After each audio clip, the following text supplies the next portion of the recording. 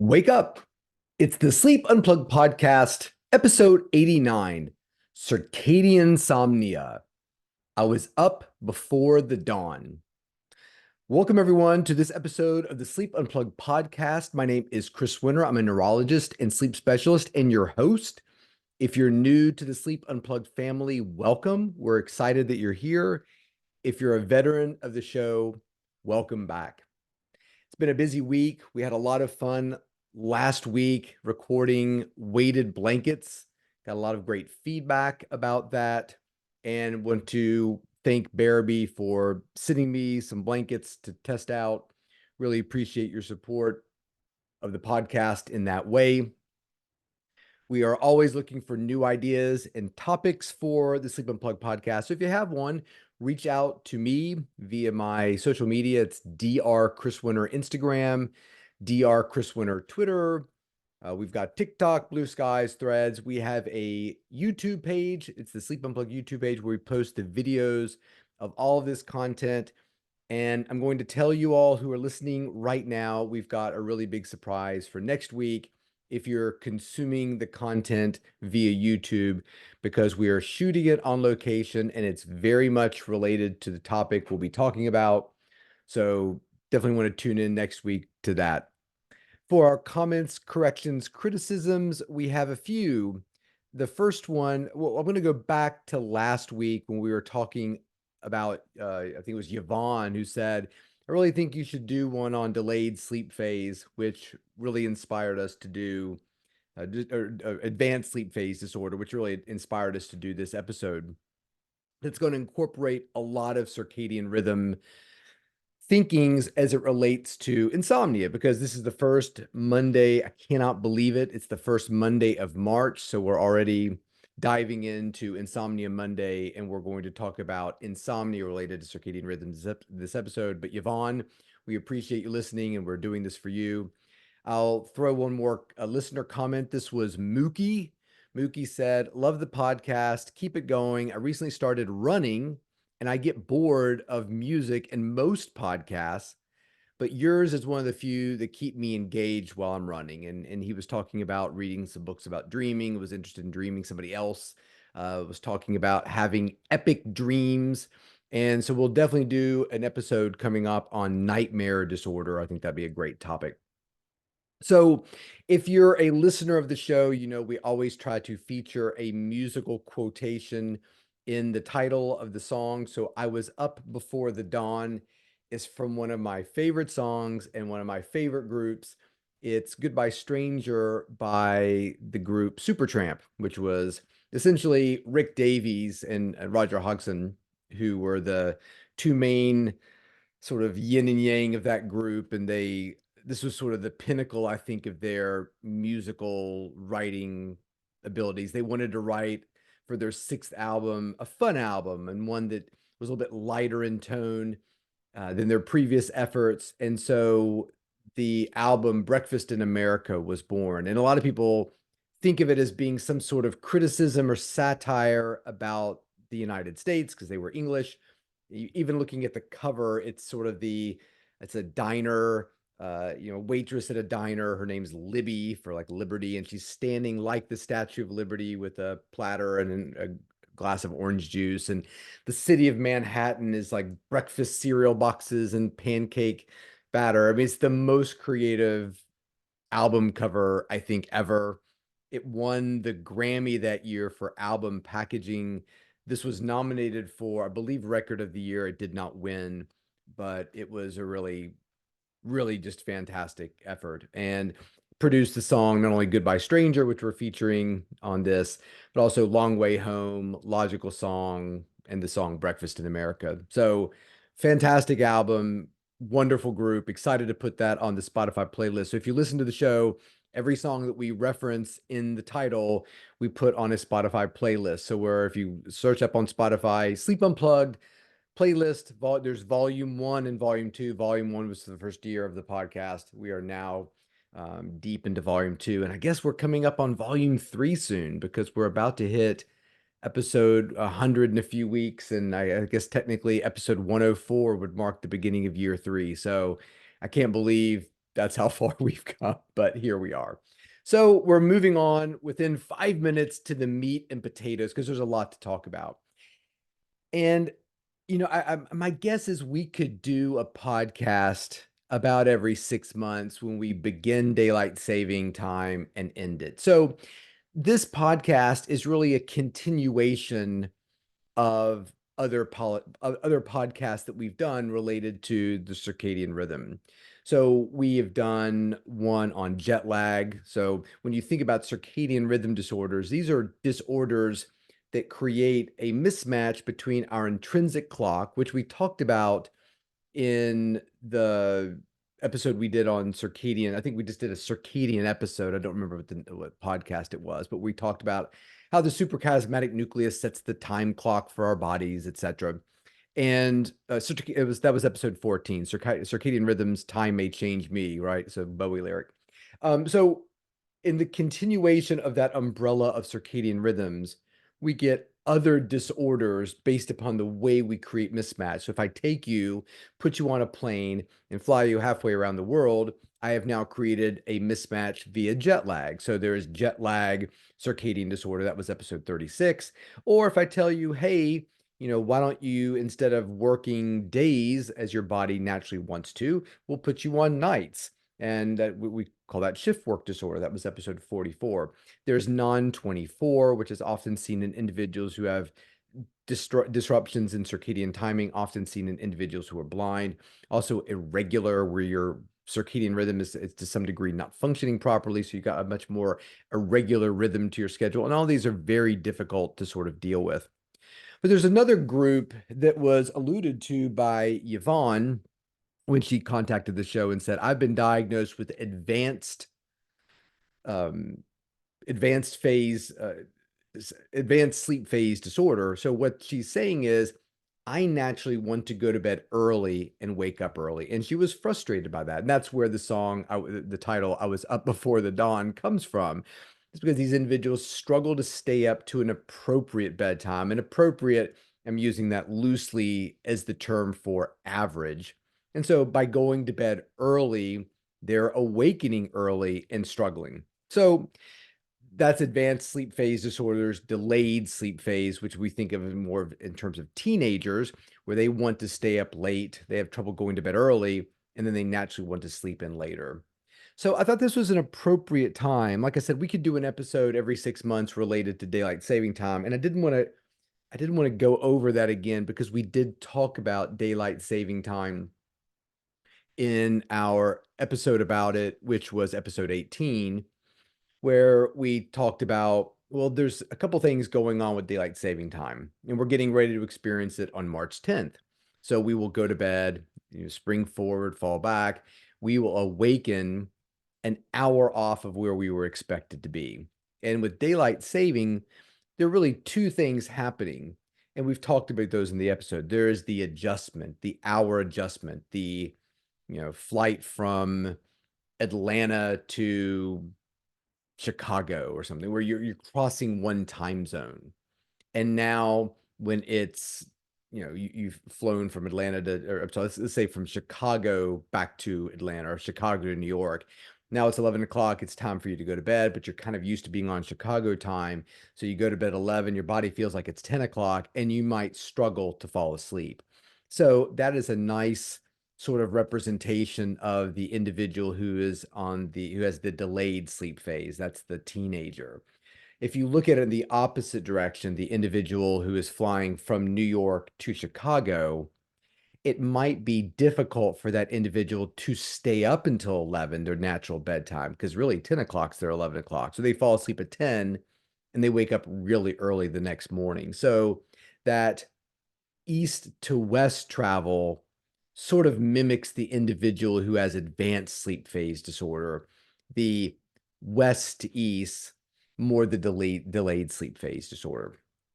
And with daylight saving time, though, which we were about to experience, the problem becomes the alignment is a little bit different from what we expect. And that's important when we start to talk about these sleep disorders that we're talking about, meaning that, yes, you have to adjust an hour, But even after you've, theoretically adjusted that hour, your body and brain are still to some degree aware of time cues, zeitgebers, light, temperature. So there is research out there that basically says, look, we never adjust. That even once we've gotten over that 1 hour hurdle for some people, when we're on daylight saving time, because the timing of where the sun is at our, quote unquote noon, our body knows that something's wrong. I mean, theoretically, we could make the middle of the night, the darkest part of the night, noon if we wanted to. We could create that as being our noon, and we could pull out our lunch boxes and eat our sandwich and our Darth Vader thermos and have lunch at that time and go on about our lives. But our bodies are going to know, wait, this is not the middle of the day. This is night. This is when we want to be asleep based upon our brain secretion of melatonin. So you can look at daylight saving as being a little junior uh, example of this. That yes, it's only 1 hour, but we're 1 hour off of what is healthy. And that's where we start to get into the movement for permanent standard time. And we've talked about Karen Johnson on the show a lot. Isn't it interesting how we always kind of refer back to it? It's that pervasive in sleep, right? We're talking about the fundamental machinery of sleep here. That she's basically saying, look, if you evaluate the research, and she along with a lot of others, you evaluate the research, it's inherently unhealthy. Yeah, but I like to grill after work and I don't like to do that in the dark. Great. That doesn't change the fact that when we're on daylight saving time, we're a bit mismatched. So looking at car accidents, health consequences, they're higher during the time period when people are on daylight saving time. When we switch back to standard, we still have that hour adjustment, right? But we live better on standard time than we do daylight saving time. So what we're creating here are a couple sort of theories that we're going to stick with through this podcast, which is there is an appropriate time for you to be awake and an appropriate time for you to sleep. And while we might be able to adjust to other times, there is going to be a time that is inherently healthier and improves our performance better. And that's, I think, really important to kind of file away in our brains here as we start to think about the topics related to this podcast. Hey, but I like daylight saving time. Hey, I really like working night shift.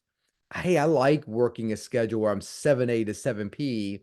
And then, 2 weeks later, 14 days later, I'm 7P, 7A, said the, night shift nurse, said the factory worker, said the whatever. That's great. Again, we're not changing what is inevitably or inherently healthy. I posted a video on my Instagram this week. Went out with some friends to a restaurant I've never been to. We got some really good pizza, and I had been tiling all day. So I like to do sort of house projects. We had ripped out some closets and around a laundry room and consolidated two closets and this tiny little laundry room, made it a much bigger sort of pantry utility space. And we got these cabinets put into it, got some, countertop put onto a little utility sink, which didn't exist there before. And so this weekend I decided to tile the backsplash behind the washer and dryer, behind the countertop or whatever. Fascinating, right? So after that, went out that night. And sometimes after I do a lot of work like that or a lot of yard work, a beer tastes good. I don't drink a lot. I remember talked about that on the show, but we were at this nice restaurant. They had drinks. So I was like, well, I'll have a beer. And I got this really good beer, like three blonde girlfriends or something. Intriguing name. Sounds like a nightmare, but boom, had that. It was great. And then afterwards, they're like, oh, this is so much fun. I haven't seen you guys in a while. Let's go to this speakeasy or something, which nothing, does anything good ever come from a speakeasy? When you're looking around for a secret door that takes you to a place where you drink alcohol, does anything ever really good come of that? So we went, and it was cute and really neat vibe there. And they all got a drink, so I got a drink. I got a Negroni. I got a Negroni with tequila, which I think is delicious. And it was a delicious drink. So I got home, immediately started hydrating, and it just didn't work out. Like my sleep was not that great. I would not have said it was that bad the next morning, but fortunately, there was an eyewitness next to me who really said, "Wow, Chris, that was a disaster of a night." So, I think about alcohol, I think about coffee, I think about circadian situations like shift work and jet lag and working nights and working in, and people saying, "Well, I can drink a whole pot of coffee, it doesn't affect me." Oh, Chris, I could have a tequila Negroni, one with dinner, it doesn't affect my sleep. These they do. They do affect your sleep. So I want you to imagine a bell curve. And on that bell curve, everyone in the population is sitting on that bell curve. And what the bell curve is sort of situated, what it's trying to describe or explain is when we're at our best in terms of our circadian rhythm. And we've talked about that. We talked about that in the circadian episode 14, that you can figure that out. There's that Horn-Osberg survey, a morningness, eveningness questionnaire. Go online, look up MEQ or morningness, eveningness questionnaire, and you can figure out what you are. Are you a night owl? Are you a morning person? We were laughing earlier. Dr. Michael Grandner out at uh, Arizona, Dr. Funke, who we gave an award to. We were all in an article that was written. I can't remember who did it, but I got blanking on the name of the article. But it was an article, and you can look it up, and it was about the chronotypes. And we were laughing that every now and then people come up with their own sort of names for chronotypes, like boll weevil or trash rat. I don't know, like what are just different names for it. Just basically, essentially, it's all night owl or morning person. And I said I'd come up with one that were different divas: the Mariah, the J Lo, the Madonna, and you know whoever your divas are. Celine, who's one of our invited guests on the show, and it wasn't great when she was on that award show recently, and she looks so great. We all wish the best for Celine Dion. She's one of the few people who are invited to be a guest on the show. We'll have to add some more people to that list. It's been a while since we've invited somebody new on the show who never comes. So when you think about all these sort of circadian sort of situations and that bell curve, we're all on the bell curve, right? So you have the morning types, the real morning, larks. We talk about being more circadianly advanced. They tend to be older individuals in general. So Yvonne, who wrote the show, from her profile picture, appears to be an older individual. And as we get older, we become more circadianly advanced. We want to go to bed early. We want to wake up early. And for some people, that's very frustrating. And then when you look on the other end of the circadian bell curve, there are the delayed sleep phase. Those are the teenagers want to stay up late and get up late. So when we think about these different disorders, it's thought that about 3% of the population has some sort of circadian disorder. And I'm sure you're thinking, well, Chris, wait a minute. This is Insomnia Monday. Why in the world are we talking about circadian disorders when Monday is supposed to be about insomnia? Because the insomnia and the circadian disorders share a lot in common. Number one, that 3% is probably a very big underestimate because a lot of these individuals do not present as circadian disorders. They present as insomnia. So let's think about Yvonne.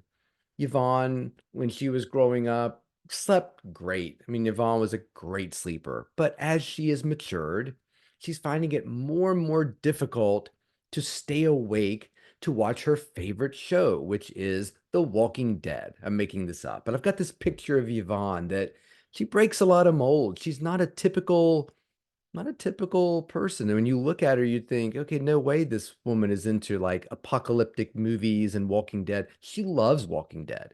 And she's thrilled that there is a new show now called The Ones Left Behind. And she wants to stay up every night until 9 o'clock and watch it on AMC. And she can't. She barely can make it to 8:30, falls asleep on the couch. Next thing she knows, she wakes up, it's almost midnight, and she has missed Rick trying to get back to Michonne and the people he left behind, and she's upset by it. And now she tries to go to bed. She can't. She wakes up at 2 o'clock in the morning. It's just frustration all around. So that typically is what an advanced sleep phase disorder looks like. So how do we diagnose these disorders? Well, there's some criteria that sort of have to be followed. And if you're looking for a really good reference about circadian disorders, there's a paper in 2022 called Circadian Rhythm Sleep-Wake Disorders in Older Adults. It's a really good reference for anybody who really wants to dive deeper into the research related to it. It's a very, very well done article. So what are the diagnostic criteria here? So again, this is Insomnia Monday. So I'm going to read you the three main criteria for essentially any circadian disorder. And I want you to tell me if something rings familiar in terms of what we've talked about related to insomnia. So, number one, the complaint is chronic, meaning that it wasn't just one night you struggled with your sleep. This has been going on for a while. Generally speaking, we say 3 months. I would love to be invited to a meeting where we come up with sort of definitions about things, and I would fight for 2 months and 6 days, just to be arbitrary. 3 months to me is so throwaway. So let's just call it chronic. It's chronic, it's something you've dealt with for a long time. Okay. Number two, the patient has problems with sleep, either difficulty falling asleep at the appropriate time, difficulty remaining asleep, waking up too early or waking up too late. So there has to be a problem that's demonstrable with the sleep, and some degree of excessive sleepiness, fatigue, some disability. Number three, the sleep-wake problem generally goes away if that individual is allowed to sleep on their schedule. So if the world would change for Yvonne, not the sun, just the timing of things. AMC calls up Yvonne and says, hey, we've heard our 9 o'clock timing of The Ones Left Behind. I think it's the name of the show, The Ones Left Behind. I don't know, I'm making all this up. We've heard that's causing you some problems. So we're going to change it and start broadcasting new episodes at 7 p.m. or 6 p.m. if that's okay. So now all of a sudden, the television show Yvonne wants to watch is at 6 p.m. Maybe her partner is deciding, hey, look, I like eating dinner at 5. Let's just eat dinner at 5. So the whole thing changes around to facilitate Yvonne falling asleep around 8:30. And then when she wakes up at 4 a.m., her favorite coffee shop down the street says, oh, we can start serving coffee at 4 a.m. It's no problem. And the person delivering her paper says, yeah, I can come by before 5 a.m. when I usually drop off your paper and come by before. So now all of a sudden, this schedule's kind of working for Yvonne because all the things she's trying to accomplish have sort of bent to her will. But that's not exactly what happens. So the final thing I want you to think about in terms of the criteria, and I want you to think about it in terms of Insomnia Monday is, I'm going to read it out loud here. The sleep-wake problem causes clinically significant distress or impairment of one or more areas of functioning. So distress, that's a big one, isn't it? Because if, as one of the, so when you look at treatments of circadian disorders, Yvonne says, Chris, what can I do? The first one is acceptance. You can do nothing. You can just go to bed at 8, wake up 7 hours later, and move on. And if you're like, okay, and I'm sure there's people out there who are doing that on both ends of the spectrum, right? The delayed sleep phase, the advanced sleep phase, they're just doing it. Well, what do you do for a living? Well, I write for various magazines. I write for Yahoo, I write for Self, I write for Women's Health sometimes. So I just write articles and publish them, and I get paid to do that, and I can kind of do it whenever I want to. So I like to stay up late and get up late because I don't have any office where I need to be at. So accepting these things can be something that you do. But when we start to create angst or problems with it, that's when it becomes a disorder. If I run into somebody at a party and they're sitting on a plane, they're like, oh, yeah, I like to go to bed early, get up early. I go to bed super late, get up super late. Oh, really? Is that a problem for you? Oh, no. I've always done it. I like it. It feels good. No big deal to me. There we go, right? It's not really a circadian disorder if you don't find impairment with the situation. So what causes it? Family history, which is another word for genes, right? These things tend to be somewhat genetic in the sense that our circadian rhythm is genetic. We've talked about the genetic influencers of our sleep profile. You like to sleep a lot, you like to sleep a little, you like to sleep late, you like to sleep early. You do well with sleep deprivation, you don't. These are all genetically influenced. And we're going to do a podcast on sleep genetics. And this was inspired by a listener in the Netherlands who happens to share my last name. And so we've been kind of communicating back and forth. And we're like, oh, let's do genetic testing and figure out if we're related. I was like, that's great. And I thought, let's take it a step further. There's some testing out there that tests if you have the genes for restless leg, the genes for narcolepsy, the genes for certain sleep disorders. So I really want to find one of those and test myself and see what's going on. Because like I said, if you listen to the podcast, you know I struggle with restless leg for sure. I struggle with cataphrenia, which I don't know that there's genes for cataphrenia. And I do snore from time to time, particularly when I have a beer and Negroni. That seems to bring it out. So what else causes these disorders? So family history is one. Older or younger age, depending on if we're talking about advanced sleep phase disorder in the older individual, delayed sleep phase. For advanced sleep phase, individuals who go to bed a little too early, wake up too early, that's common in autism spectrum disorders that we see and can be really frustrating when your child or the person you're caring for is waking up at 4 o'clock in the morning and they are ready to go. That can be a problem as well too. I think there's sometimes also some short sleep duration in there as well too, which can be really problematic for caregivers. Too much exposure to morning light. So if we're getting up and having a lot of light in the morning, it's kind of creating a really strong circadian cue that might make it difficult for us to stay up. And that's the basis of an intervention we'll talk about in a minute. And then other environmental factors like work history. Hey, Chris, all my life I had to be up at 4 o'clock in the morning to go to work. And now I'm retired and I continue to have this sort of early situation, which people always ask, can we change our circadian rhythms? And to some degree, the answer is yes. And this is sort of that, sort of the backwards working of that, right? All of your life, you've had to be up really early, and now you can't shake it. You see it a lot in military as well, too. You know, these people who arrive at West Point, arrive at the Naval Academy, are individuals of all different chronotypes, but the military has one preferred schedule and everybody needs to be on it.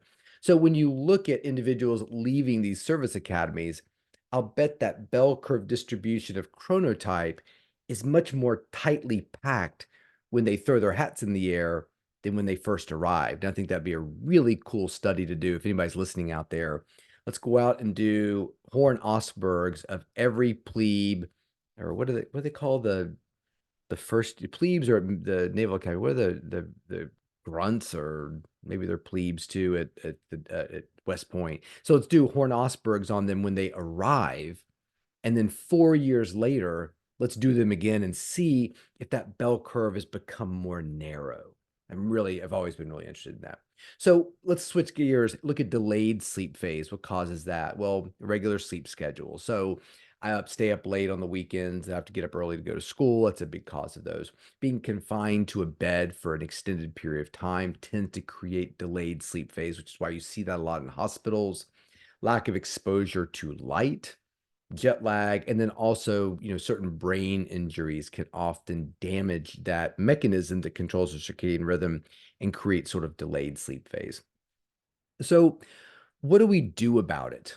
Yvonne's like, listen, I've listened to your Supertramp. I've listened to you characterize me as a fan of Walking Dead. I'm willing to hear it all, but what I'm really here for is, what do I do about it? And what are the treatments for it? So the biggest one, I think, is adherence to a schedule. If we're going to do research at military institutions, I'd be curious how many times people wash out, get kicked out, voluntarily leave because they say, you know what, I just couldn't deal with the early morning schedule. My guess is the number is extremely low. Now, that's not to say there isn't an adjustment. I imagine it's quite an adjustment when somebody walks into your room at 4 o'clock in the morning and starts yelling and banging a stick on a trash can, and you got to jump up in your shorts and your t-shirt and tuck your chin in and stand there while they yell at you. And then you all run outside in the rain and run circles. I mean, I don't know what they do. It sounds like this, what I see on TV, right? They're all running around doing all this stuff. Right. So can you imagine the stress hormones going through your body at that point? Now you're outside and there's hoses and you're running and push-ups and pull-ups and people are screaming at you. And then you do it the next day and the next day and the next. My guess is there's a lot of physiological changes that are happening in that individual to get them prepared and ready for what's coming every day at 4 a.m. or 5 a.m. or whatever this is happening, right? So I imagine if you were to sit down and talk to a group of these midshipmen or cadets and say, what was the first week like? They would say it was horrible. This was such an adjustment. I didn't know if I was coming or going. And if you said, okay, well, great. Now you're a couple of weeks away from graduation. Tell me about how you feel now. They're probably like, yeah, well, I usually wake up around 4:30 in the morning, 15 minutes before my alarm goes off naturally now. And when I'm on vacation and when I'm at home and when I'm on leave, it's pretty impossible for me to really sleep in effectively like I used to, or it's a lot different. I used to sleep in until 2 o'clock in the afternoon on the weekends when I was in high school. That capacity has sort of left me to some extent. Now, I imagine some degree of sleep deprivation would allow them to sleep in a little bit, but for the most part, I'll bet you a lot of them have said that intense scheduling has really helped to change my chronotype. If I'm guessing our little survey when you first get there, right before you graduate, would change dramatically in a lot of people. So that can be very helpful. For people who have advanced sleep phase disorder, another help, and this would be more for Yvonne, would be using bright light therapy.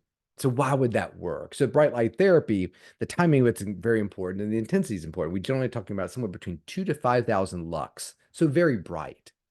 And so what happens is around 7 o'clock, Yvonne, when Wheel of Fortune comes on, that's your cue to get in front of some really bright light. And there's all kinds of light box therapies that exist out there. It used to be when I was first getting into sleep decades ago, these boxes were expensive.